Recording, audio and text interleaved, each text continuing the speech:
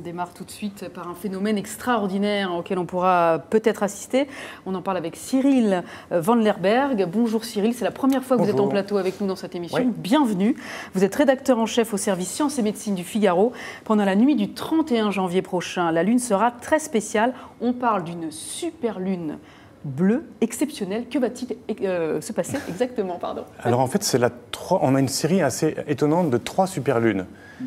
Entre la fin de l'année et le 31 janvier. Et une superlune, c'est juste en fait une pleine lune qui est plus grosse que les autres. Parce que plus proche de la Terre? Parce que plus proche de la Terre. En fait, la Lune, elle est pas très sage, elle ne tourne pas autour de la Terre d'une manière très régulière. Donc de temps en temps, elle est plus proche, de temps en temps, elle est plus loin.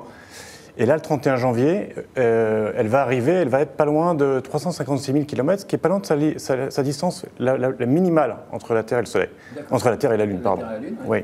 On a une animation, je crois. Et oui, on est en train de voir l'animation. Elle est à l'image en ce moment. On voit que c'est pas donc la Lune ne fait pas un cercle parfait. Et de temps en temps, elle se rapproche, de temps en temps, elle s'éloigne. Et là, 31 janvier. 356 000 km 356 000 km, là, c'est très près. Très près, c'est-à-dire que dans le ciel, elle sera plus grosse que d'habitude. À l'œil nu, ça se voit. Mais l'autre chose étonnante 31 janvier, c'est que le 1er janvier, il y en a déjà eu une de superlune.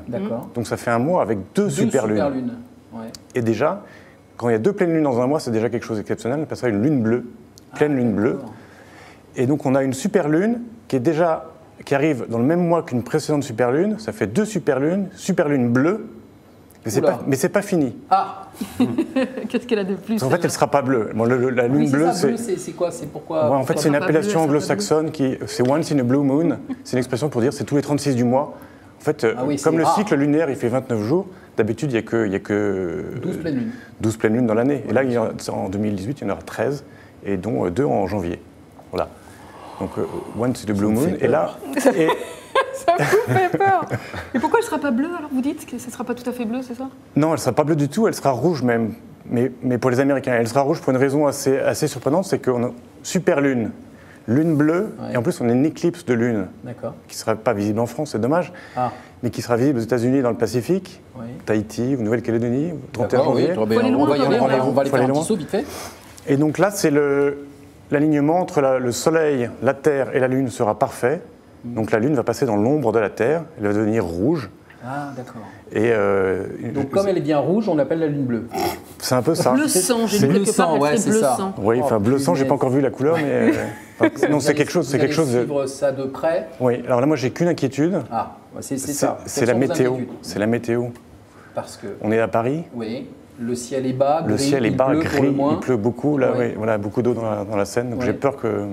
On ne voit pas grand-chose. S'il y a des nuages, on ne verra rien. Vous disiez qu'on ne la verrait que depuis les États-Unis ou le Pacifique. À l'éclipse. Et on verra la pleine lune, on verra la super lune de Paris et du reste de la France. Et ça veut dire quoi quand il y a 13 pleines lunes dans l'année? Ce sont des dictons, il y a des choses, c'est rare? Oui, c'est vraiment rare. Très rare. Alors là, l'événement, les super lunes, elles ne sont pas si rares que ça. Elles arrivent plusieurs fois par an.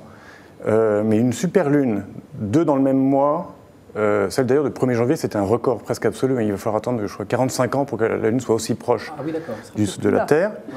Ouais. Et en plus, une éclipse, ça fait une combinaison d'événements, c'est incroyable. C'est juste de la combinaison, on fait tomber tout ça et de temps en temps, ça tombe juste et là, c'est super. Donc un beau spectacle en perspective, sauf si évidemment le ciel est bas. J'espère un beau spectacle. Donc on croise les doigts pour que la météo s'arrange d'ici le 31 janvier. Merci beaucoup Cyril. Franck, j'avais un petit peu une question. Oui, mais c'est comme ça. Et après, la question pour Franck. Parce qu'on me dit dans l'oreille, halte au feu.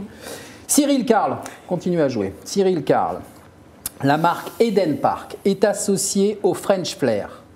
C'est quoi le French Flair? Je vous donne quand même le savoir-faire créatif français, un parfum français, un chien de chasse français, une forme de nez. Carl, vous savez, c'est sûr que vous le savez. Savoir créatif français. Quel talent ce Carl! Dont Franck est un des exemples. Et ben voilà. Quand à l'époque, on faisait plus de cadrage débordement plutôt que de foncer dans le tas comme aujourd'hui. Merci Carl. Là, on parle de rugby, tout ça, de pleine lune. Charlotte, votre question, vous pouvez y aller, mon petit. Eh bien, je voulais savoir ce que Franck pensait de la super lune. Est-ce que c'est un domaine qui vous intéresse ou ça vous est complètement étranger? La science, l'espace? Non seulement ça m'intéresse, mais ça me fascine. Je suis fasciné par le ciel, par tout ce qui vole, par tout ce qui est haut, puis il y a une part de secret dans cet espace qui m'intéresse. les questions métaphysiques, de savoir si on est seul ou pas. Et c'est vrai, de temps en temps, j'ai la chance d'aller dans la Drôme, où il y a un ciel particulièrement clair. Et voilà, tous les soirs, je me pose la question de savoir quand est-ce qu'on aura l'opportunité de rencontrer des gens plus ou moins.